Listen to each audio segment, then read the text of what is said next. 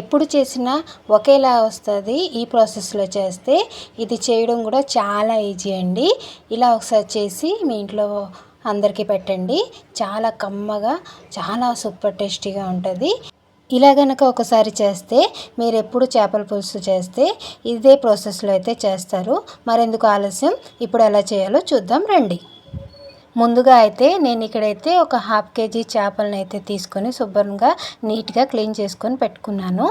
ఇది మ్యాగ్నేట్ చేయడానికి అయితే తగినంత ఉప్పు, అలానే తగినంత పసుపు, తగినంత కారం వేసేసి ఇవన్నీ ఈ ఉప్పు, కారం, పసుపు అనేది మంచిగా ముక్కలకి పట్టేలాగా మనమైతే అంతా తీసుకొని పెట్టుకుంటే పులుసు తినేటప్పుడు చేప ముక్కలు చెప్పగా లేకుండా ఉంటుందన్నమాట.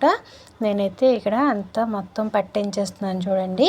ఇవన్నీ పట్టించేసుకున్న తర్వాత మనం మిగతా ప్రాసెస్ చేసేంతలోపు ఇవైతే మంచిగా మ్యాగ్నేట్ అయిపోతుంది. ఇప్పుడు ఇదైతే మనం పక్కనైతే పెట్టేసుకుందాం. ముందుగా మనకైతే చింతపండు ఇక్కడైతే నానబెట్టుకోవాలి.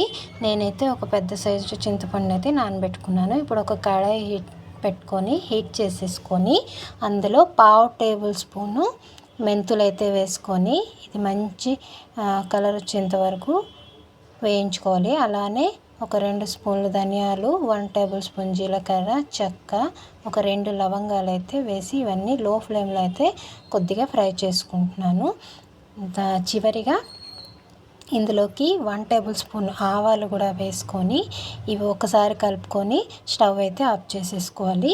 ఇవి పూర్తిగా చల్లార్చుకోవాలన్నమాట. చల్లార్చుకున్న తర్వాత ఇప్పుడు మనం ఒక మిక్సీ జార్ తీసుకొని మెత్తగా పౌడర్ లాగా చేసుకోవాలన్నమాట. పౌడర్ చేసుకున్న తర్వాత ఒక 10-15 వెల్లుల్లి, అలానే చిన్న ముక్క అల్లం కూడా వేసుకొని ఇవంతా మెత్తగా పేస్ట్ అవ్వడానికి వాటర్ అయితే వేసి మంచిగా పేస్ట్ చేసుకున్నాను. ఇప్పుడు అదే మిక్సీ జార్లో ఒక పెద్ద సైజు ఆనియను, అలానే ఒక టమాటో అయితే వేసి ఇవిని కూడా మెత్తని పేస్ట్లా చేసుకొని పక్కనైతే పెట్టేసుకోవాలి. ఇప్పుడు ఒక కడాయి అయితే పెట్టుకొని హీట్ అయ్యాక ఇందులో అయితే ఒక 4 టేబుల్ స్పూన్లు ఆయిల్ అయితే పడుతుందన్నమాట. ఆయిల్ హీట్ అయ్యాక ఒక పెద్ద సైజు ఆనియన్స్ అయితే చిన్న చిన్న ముక్కలుగా కట్ చేసుకొని వేసుకోవాలి. అలానే ఒక 4 పచ్చిమిర్చి మధ్యన కోసి వేయాలి. అలానే కాస్త కరివేపాకు వేసి వీటిని అంతా మంచిగా ఫ్రై చేసుకోవాలి. ఫ్రై అయ్యాక మనం ముందుగా ఉల్లిపాయ టమాటో పేస్ట్ అయితే ఇందులో యాడ్ చేసుకోవాలి. వీటిని పచ్చివాసన పోయేంత వరకు వేయించుకోవాలి. పచ్చివాసన పోయేంత తర్వాత ఇందులో 2 టేబుల్ స్పూన్లు కారం, అలానే ధనియాల పొడి, ఉప్పు, పసుపు మీకు తగినంత వేసుకోండి. కారం కూడా మీరు తినే వాటి తగ్గట్టు వేసుకోండి. నేనైతే ఇక్కడ 2 స్పూన్లు వేసుకున్నాను. తర్వాత ఇవంతా మంచిగా ఫ్రై చేసుకోవాలి. చూడండి, ఆయిల్ అయితే రిలీజ్ అయింది కదా. ఇప్పుడైతే మనం చింతపండు గుజ్జునైతే వేసుకోవాలి.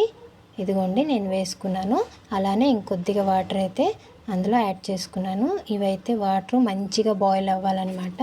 ఇవి బాగా బాయిల్ అయిన తర్వాత మనం ముందుగా మ్యాగ్నేట్ చేసుకున్న చేప ముక్కలను ఒక్కొక్కటిగా అన్నీ వేసుకోవాలి. దాని మీద పడకుండా విడివిడిగా వేసుకుంటే చేపలు అనేది విరగకుండా మంచిగా ముక్కలు అయితే వస్తాయి. చూడండి, నేను అందుకనే చేపల పులుసులు వెడల్పుగా ఉన్న గిన్నెలో అయితేనే చేసుకుంటే బాగా వస్తుంది. ఇవి చుట్టూరు వేసుకొని మనం ఎన్ని ముక్కలు అయితే పెట్టుకున్నామో అన్ని ముక్కలు 1 by 1 వేసేసుకొని ఇప్పుడైతే గరిటైతే అస్సలు పెట్టకూడదండి. వీటిని గరిట పెట్టుకోకుండా ఇలానే గిన్నెని అయితే కదుపుతూనే మొత్తం అంతా కుక్ చేసుకోవాలి. చూడండి, కొద్దిగా కలిపేసుకున్న తర్వాత ఇలానే ఇటు చేసేసి మూత పెట్టుకొని ఒక 10 నిమిషాలు అయితే మనం లో ఫ్లేమ్లో అయితే బాగా మరిగించుకోవాలి. పులుసు ఎంత మరిగితే అంత టేస్ట్ అనమాట. 10 నిమిషాలు లో ఫ్లేమ్లో మరిగించుకున్న తర్వాత ఇప్పుడు మూత తీసి ఇంకొకసారి అయితే మళ్ళీ ఇలానే కదిలించుకోవాలన్నమాట. గరిట అయితే అస్సలు పెట్టుకూడదు. ఇదిగోండి, నేను ఇలాగ కదిపేసి మూత అయితే మళ్ళీ పెట్టేస్తున్నాను.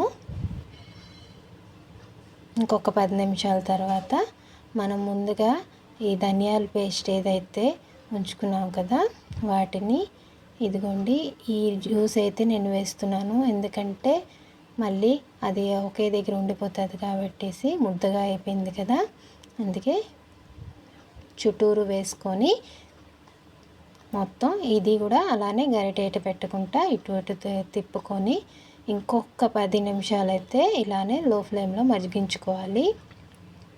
ఇది ఎంత మరుగుతే అంత టేస్ట్ అనమాట. అలానే ఈ పులుసు 2 రోజులైనా సరే మంచిగా ఎలా చేసామో అలానే ఫ్రెష్గా ఉంటుందన్నమాట. మరిగించడంలోనే ఉంది. చూడండి, ఇప్పుడైతే మన పులుసు అయితే రెడీ అయిపోయిందండి.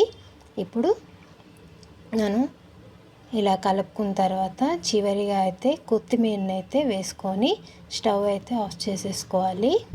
ఇప్పుడు వేడి వేడి అన్నంలో అయితే సర్వ్ చేసుకుంటే మన చేపల పులుసు అయితే రెడీ. మీకు కనుక ఈ వీడియో నచ్చినట్టుగైతే ప్లీజ్ ఒక చిన్న లైక్ ఇవ్వండి. మీరు లైక్ ఇవ్వడం వల్ల ఈ వీడియో అనేది మరి కొద్ది మందికి వీడియో వెళ్తుంది, అందుకని తప్పకుండా లైక్ అయితే చేయండి. అలానే ఫస్ట్ టైం చూస్తుంటే నా ఛానల్ని సబ్స్క్రైబ్ చేసుకోండి. పక్కనే ఉన్న బెల్ ఐకాన్ కూడా క్లిక్ చేయండి. Thank you for watching. Bye bye.